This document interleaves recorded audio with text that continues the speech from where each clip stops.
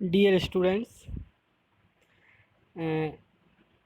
आज हम लोग लेक्चर 13 के अंदर जो टॉपिक पढ़ेंगे वो टॉपिक है कैरेक्टरिस्टिक्स ऑफ गुड ब्रिक्स। जैसा कि मैंने प्रीवियस लेक्चर में आपको क्लासिफिकेशन ऑफ ब्रिक्स बताया, और क्लासिफिकेशन ऑफ ब्रिक में मैंने आप लोगों को बताया कि डिफरेंट डिफरेंट टाइप की ब्रिक्स होती हैं।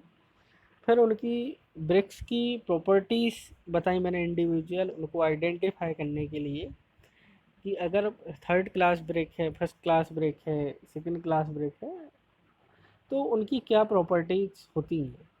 उनको टेस्टिंग पैरामीटर्स भी बताए, उनके कुछ थंब रूल भी बताया, कुछ फील्ड मेथड भी मैंने उसमें बताया आप लोगों को। तो ये सारी चीज़ें मैंने बताया। फिर इसके बाद जो मैंने बताया डिस्कस किया था, वो किया था कि इस लेक्चर के अंदर हम लोग पढ़ेंगे कैरेक्टरिस्टिक्स। तो स्टार्ट करते हैं हम लोग। सबसे पहले आउटलाइंस।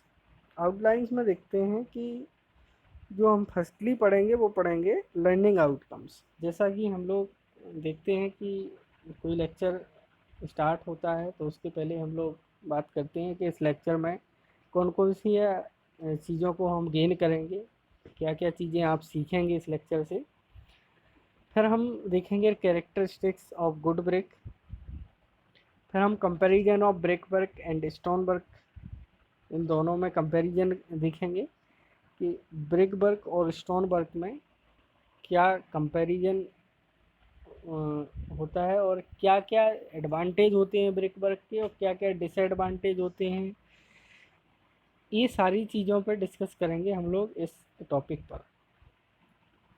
फिर कुछ रेफरेंसेस देखेंगे हम इसके अंदर। तो सबसे पहले बात करते हैं हम लोग आज लर्निंग आउटकम्स में। तो लर्निंग आउटकम्स जो इस लेक्चर से आप नॉलेज गेन करेंगे वो क्या रहेगा कि आज हम लोग एक ओवरऑल ब्रिक की जो कैरेक्टरिस्टिक्स होती हैं एक अच्छी ब्रिक के अंदर, जैसे मैंने इंग्रेडिएंट्स बताया आप लोगों को ब्रिक की, ब्रिक की मैन्युफैक्चरिंग प्रोसेस बताया, फिर ब्रिक का क्लासिफिकेशन अगर हम लोगों ने किया, फिर एक अच्छी ब्रिक की कैरेक्टरिस्टिक्स क्या होनी चाहिए, ये चीज़ हम लोग आज इस टॉपिक में सीखेंगे। किसका कि कैरेक्टरिस्टिक्स एक अच्छे ब्रिक के अंदर क्या क्या कैरेक्टरिस्टिक्स होनी चाहिए, वो उनका नॉलेज गेन करेंगे। देन आप समझेंगे कि क्या एडवांटेज होते हैं ब्रिक वर्क के स्टोन वर्क के कंपैरिजन में। उन चीज़ों को आज आइडेंटिफाई करेंगे हम और अच्छे से समझेंगे। और एक कितने एक डिफरेंट डिफरेंट फॉर्म में ब्रिक को भी यूज करते हैं, तो उन चीज़ों को भी हम देखेंगे कि किस तरीके से उनको यूज किया जाता है। तो ये सारी चीज़ें हम आज इस लेक्चर में सीखेंगे। तो सबसे पहले बात करते हैं कैरेक्टरिस्टिक्स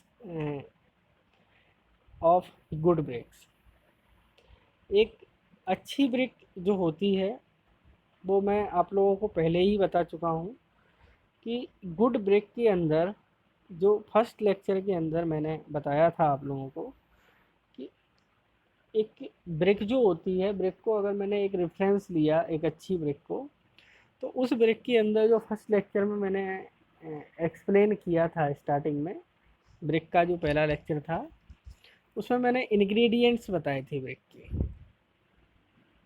इंग्रेडिएंट्स में मैंने बताया था कि जब आपके पास प्रॉपर इंग्रेडिएंट्स होंगे और उन इंग्रेडिएंट्स को यूज करके जब ब्रिक की मैन्युफैक्चरिंग आपने की होगी, ब्रिक को बनाया होगा, जो पूरा प्रोडक्शन ब्रिक का हुआ होगा, जो स्टैंडर्ड इंग्रेडिएंट्स हैं उस रेंज में ही परसेंटेज होगा, तब तो ब्रिक ऑब्वियसली बहुत ही अच्छी क्वालिटी की निकलेगी और बहुत स्ट्रॉन्ग होगी, ड्यूरेबल होगी, स्ट्रेंथेबल होगी।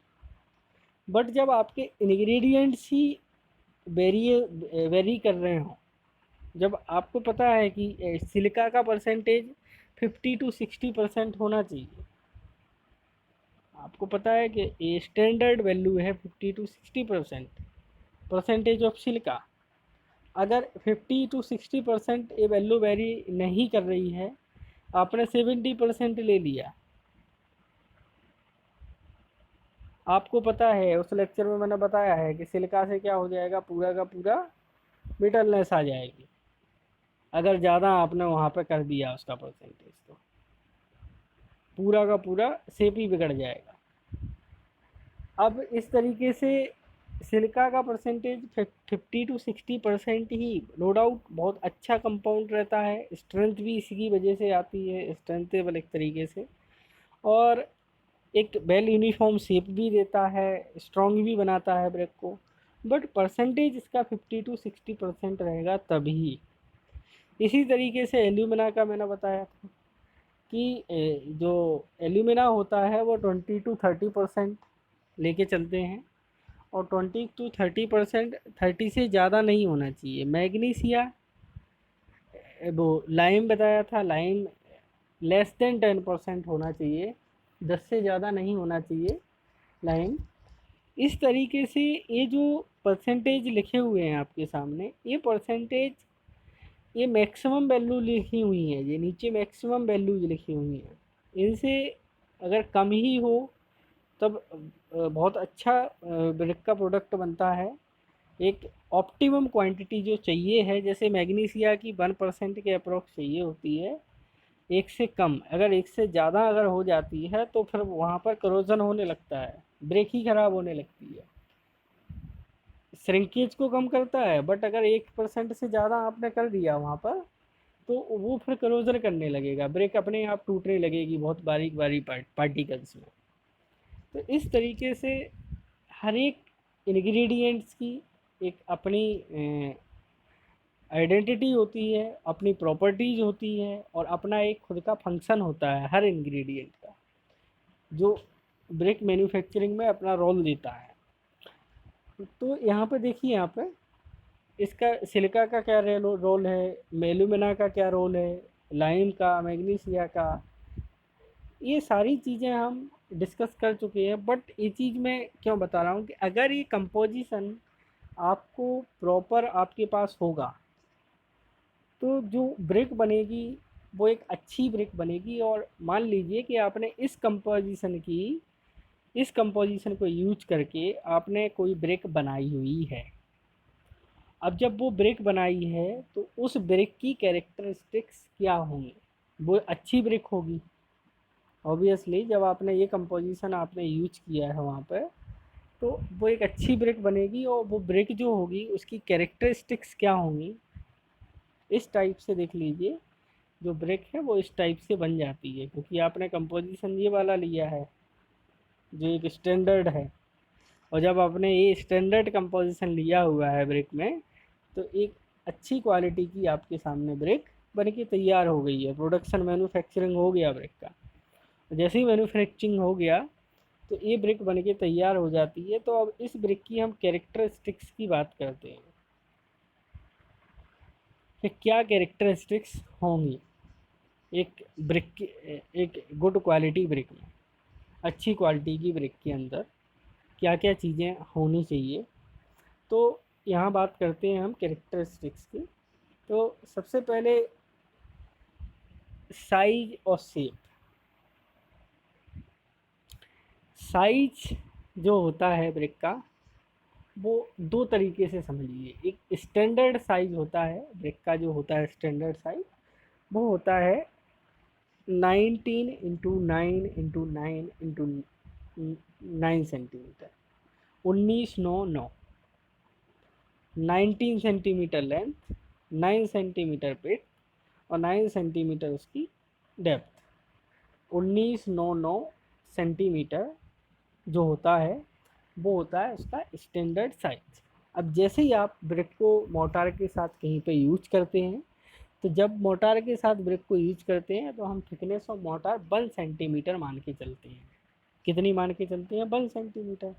तो जैसे ही ब्रिक को आपने किसी बॉल में यूज किया तो 1 सेंटीमीटर उसके हर एक डायमेंशन में ऐड कर देंगे। तो विथ मोटार जो ब्रिक का साइज होता है वो होता है 20 × 10 × 10 सेंटीमीटर। और विदाउट मोटार जो स्टैंडर्ड साइज डायमेंशंस रहता है ब्रिक का साइज वो रहता है 19 × 9 × 9 सेंटीमीटर।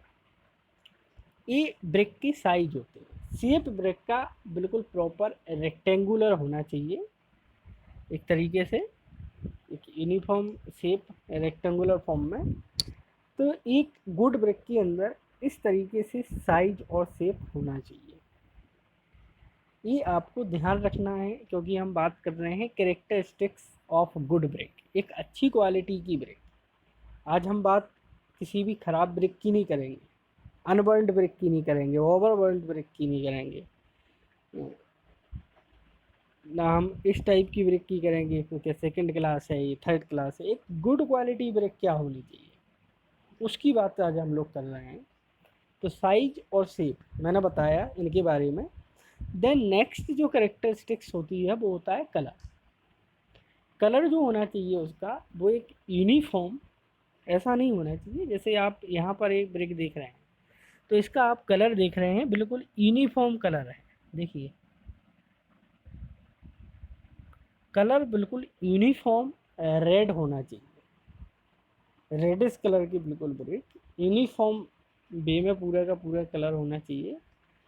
तो आप उसको ब्रेक को बोलेंगे गुड क्वालिटी ब्रेक, एक अच्छी क्वालिटी की ब्रेक है।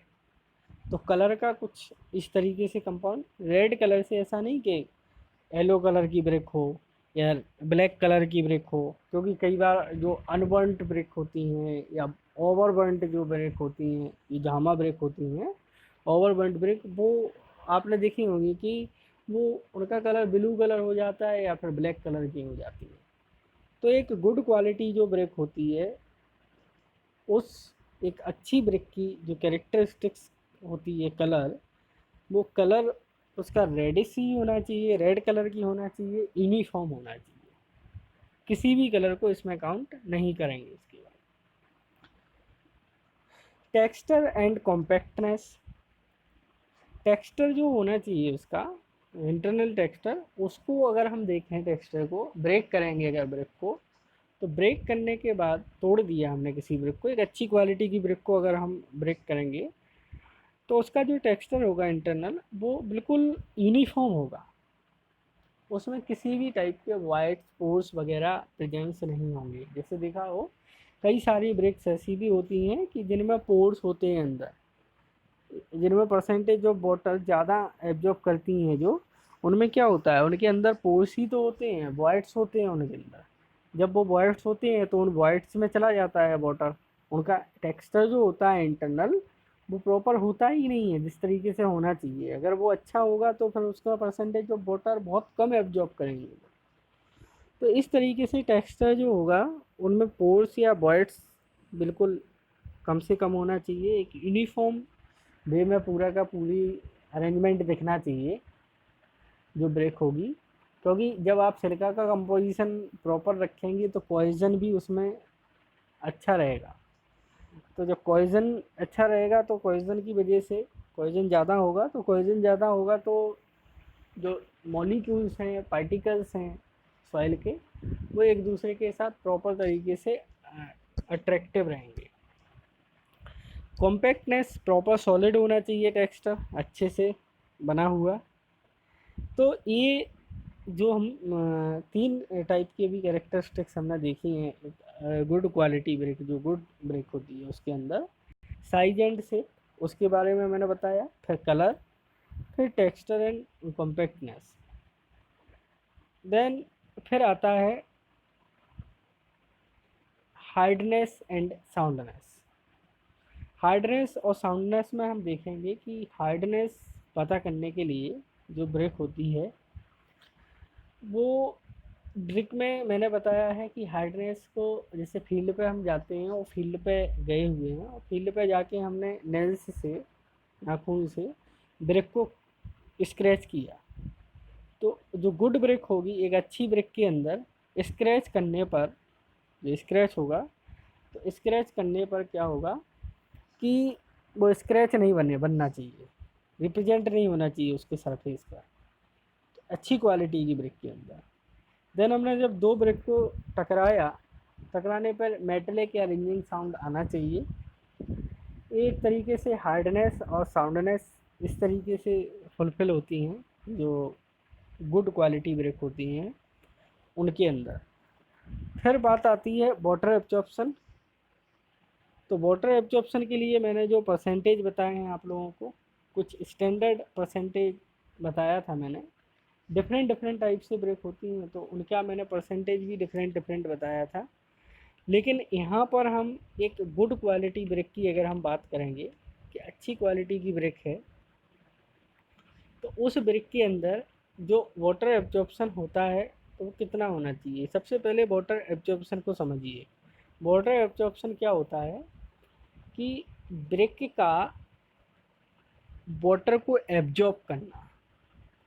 अगर हम 24 आवर्स तक एक जैसे टेस्ट करते हैं तो 24 आवर्स तक अगर हम उसको डिप करके रखते हैं तो वाटर कितना एब्जॉर्ब कर रही है ब्रेक, ये चीज़ हमें पता होना चाहिए कि कितना एब्जॉर्ब वाटर कर रही है। वही उसकी जो वो परसेंटेज में रहता है, वो वही कैपेसिटी उसकी वाटर एब्जॉर्प्शन परसेंटेज उसका कहलाएगा।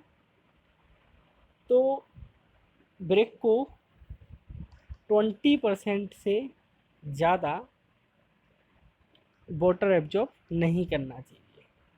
20% इसकी लिमिट है। अच्छी क्वालिटी गुड क्वालिटी ब्रेक को 20% से ज़्यादा नहीं करना चाहिए।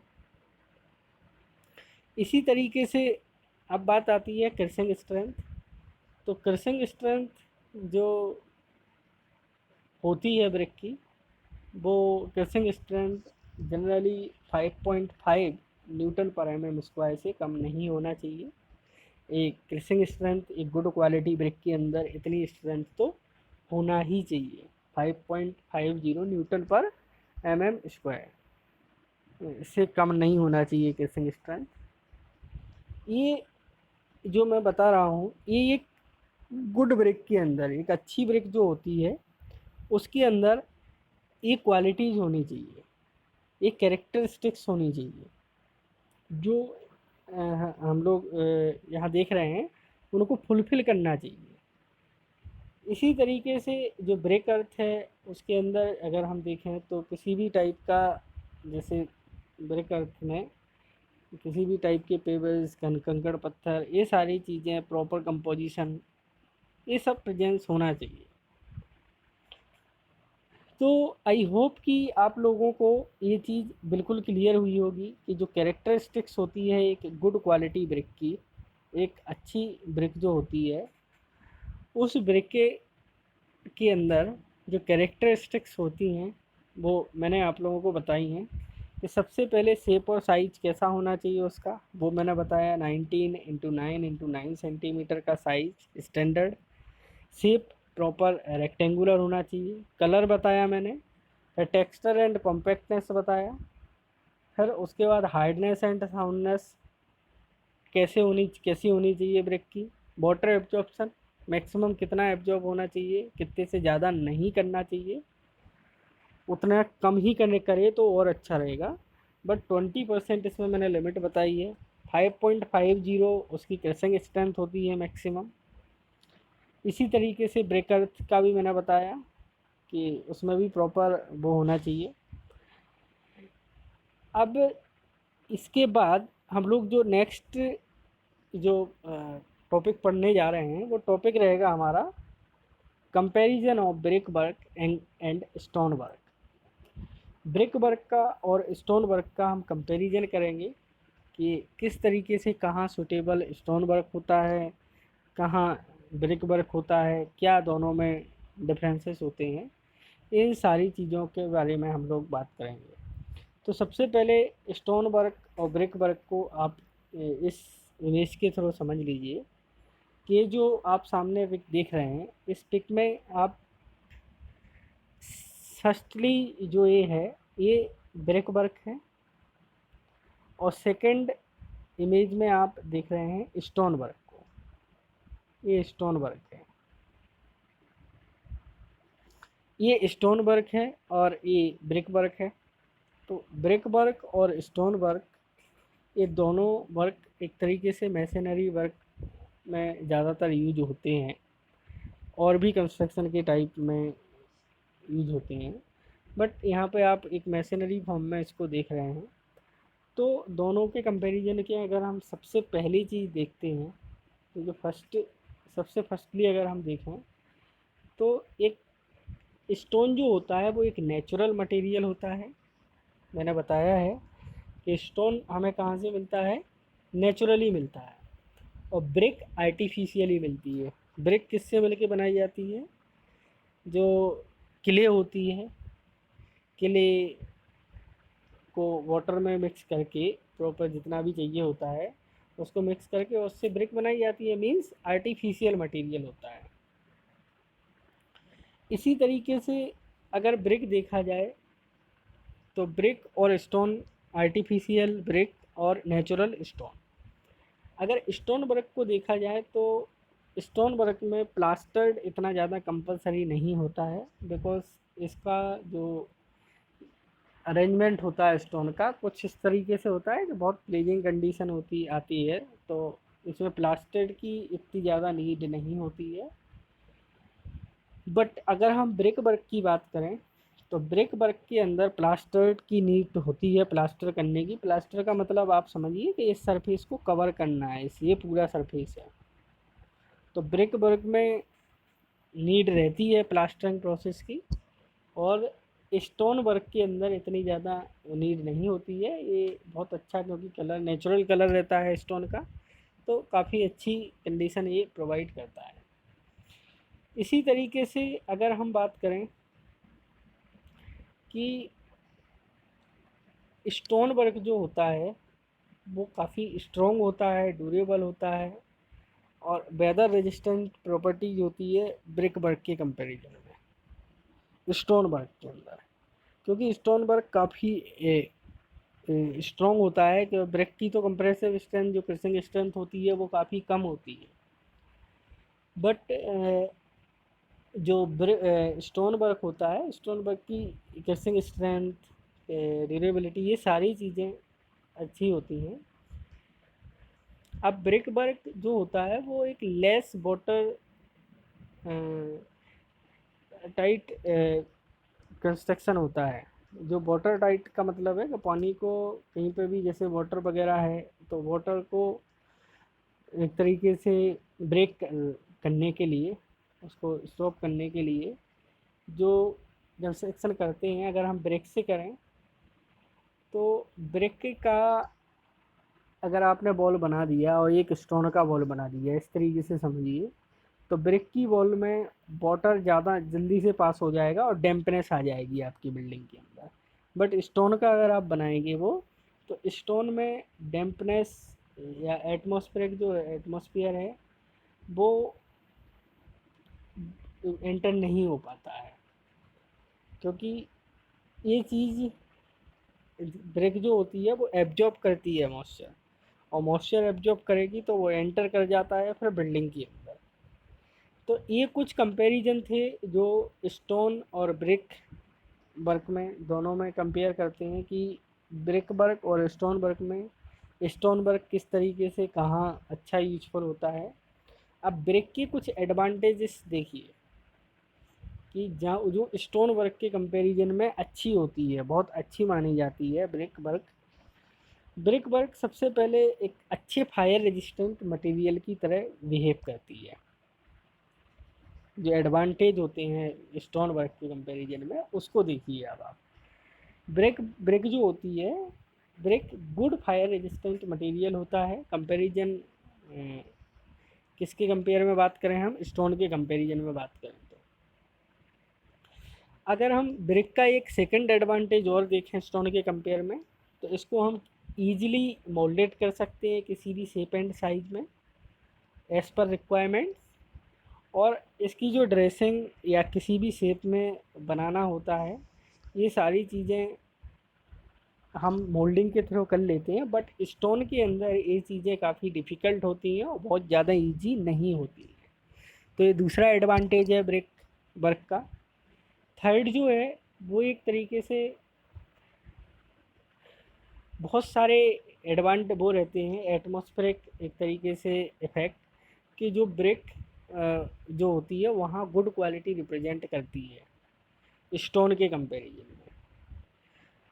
अगर हम बात करें एक और एडवांटेज की, तो वो एडवांटेज रहता है कि ब्रिक वर्क होता है वो बहुत ज़्यादा एक तरीके से कॉम्प्लिकेटेड नहीं होता है। जैसे मैसनरी हमें अपर साइड करनी है, ऊपर की साइड, तो ऊपर की साइड उसको लिफ्टिंग करने के लिए ले जाना, ये सारी चीज़ें, लेबर्स को प्रॉब्लम, ये सारी चीज़ें बहुत कम आती हैं ब्रिक वर्क में। बट स्टोन बहुत हैवी होता है, तो इसको ऊपर ले जाना, ये सारी चीज़ें करना, यहाँ से वहाँ ले जाना, कैरी करना, मत मीन्स इन सब में डिफ़िकल्टी आती है स्टोन में। तो ये भी ब्रिक का एक एडवांटेज है स्टोन के कंपैरिजन में। हम ब्रिक वर्क को एक तरीके से बहुत ही ईज़िली कर सकते हैं ब्रिक वर्क को, बट स्टोन वर्क जो होता है उसके लिए आपको स्किल्ड मैसन की ही नीड होती है।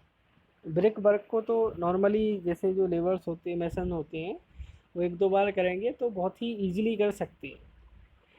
लेकिन स्टोन वर्क जो कंप्लीट होता है वो उसके लिए रिक्वायर्ड होता है स्किल्ड लेबर। कैसा, कौन सा लेबर होता है? स्किल्ड लेबर आपको वहाँ पर चाहिए होता है। तो ब्रिक वर्क को तो बहुत ही इजीली इसके लिए स्किल्ड लेबर रिक्वायर्ड नहीं होता है, बट जो ब्रिक वर्क है वो ब्रिक वर्क में स्किल्ड लेबर रिक्वायर्ड नहीं है, बट स्टोन में आपका स्किल्ड लेबर रिक्वायर्ड रहेगा। इसके अंदर बस ये चीज़ें जो हैं, चार पांच मैंने एग्जांपल आपको बताए हैं, ये सारे के सारे एग्जांपल आपके ब्रिक वर्क के होते हैं। कि जैसे एक गुड फायर रेजिस्टेंट मटेरियल मैंने बताया, इसको इजीली किसी भी, ये स्टोन के कंपैरिजन में अच्छा फायर रेजिस्टेंट होता है ब्रिक। ब्रिक को हम इजीली मोल्डेड किसी भी शेप एंड साइज में कर सकते हैं। स्टोन को इतना इजीली नहीं होता है शेप और साइज में कन्वर्ट करना, काफ़ी डिफ़िकल्टीज आती हैं। ब्रिक एक अच्छी क्वालिटी होता है और रेजिस्ट करती है काफ़ी, बहुत सारे वेरियस एटमॉस्फेरिक इफेक्ट होते हैं उनको, स्टोन से बेटर अच्छे से रेजिस्ट कर सकती है। फिर मैंने बताया कि इसको कैरी करने की जो कैपेसिटी रहती है लेबर की, वो बहुत ही ईजिली कर सकती है लेबर इसको। देखिए जैसे ये हाथ से पकड़े हुआ है, लेकिन stone are very heavy material, तो इस तरीके से इसको कैरी करना काफ़ी डिफ़िकल्ट हो जाता है।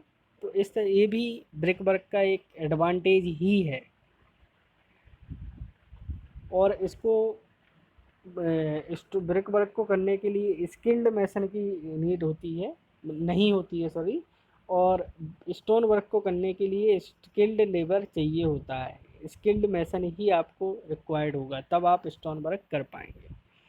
तो ये सारे के सारे जो पॉइंट्स हैं, ये brick work and stone work को कंपेयर करते हैं, और आपको जिस तरीके का जहाँ पे कंस्ट्रक्शन करना है वहाँ की नीड के अकॉर्डिंग आप सेलेक्ट करते हैं कि आपको वहाँ ब्रिक वर्क करना है या स्टोन वर्क करना है। सूटेबिलिटी आप वहाँ की देखते हैं। तो आई होप कि आप लोगों को ये चीज़ जो ब्रिक वर्क और स्टोन वर्क है वो चीज़ क्लियर हुई होगी कि किस तरीके से हम ये करते हैं इनके बारे में। तो हम लोगों ने आज के इस लेक्चर में सबसे पहले देखा कैरेक्टरिस्टिक्स ऑफ गुड ब्रिक। जो अच्छी ब्रिक होती हैं उनमें क्या कैरेक्टरिस्टिक्स होनी चाहिए, उनकी कंडीशंस क्या होनी चाहिए, उनके बारे में समझा। देन फिर जो नेक्स्ट टॉपिक पढ़ा वो पढ़ा brick work and stone work, दोनों में कंपैरिजन। फिर ब्रिक वर्क के कुछ एडवांटेजेस पढ़े, स्टोन वर्क के कंपैरिजन में क्या एडवांटेज होते हैं, कि क्यों ब्रिक वर्क ज़्यादा प्रेफर करना चाहिए। तो इस तरीके से हम लोगों ने आज के इस लेक्चर में ये दोनों टॉपिक कंप्लीट किए। अब जो नेक्स्ट लेक्चर हम लोग देखेंगे, वो नेक्स्ट लेक्चर, इसमें कुछ वेबसाइट्स का यूज़ किया गया है और बुक्स जो है एस.के. Duggal and SC. रंगवाला। हम लोग, मैं जो बता रहा हूँ आपको, जो नेक्स्ट लेक्चर देखेंगे वो नेक्स्ट लेक्चर अब हम देखेंगे ब्रिक की टेस्टिंग। जो ब्रिक के फील्ड टेस्ट होते हैं और ब्रिक के कुछ लेबोरेटरी टेस्ट होते हैं, उन लेबोरेटरी और फील्ड टेस्ट के बारे में ही हम जो नेक्स्ट लेक्चर पढ़ेंगे उसमें उनके बारे में ही पढ़ेंगे। तो ये सारी चीज़ें उस लेक्चर में हम लोग कंप्लीट करेंगे। जो जैसे मैंने कंप्रेसिव स्ट्रेन टेस्ट के बारे में बताया था, जो लेबोरेटरी टेस्ट होता है, एब्जॉर्प्शन टेस्ट, कुछ फील्ड टेस्ट भी होते हैं जो मैंने प्रॉपर्टीज पता करने के लिए आप लोगों को बताए। तो वो सब हम लोग नेक्स्ट लेक्चर में देखेंगे। Thank you.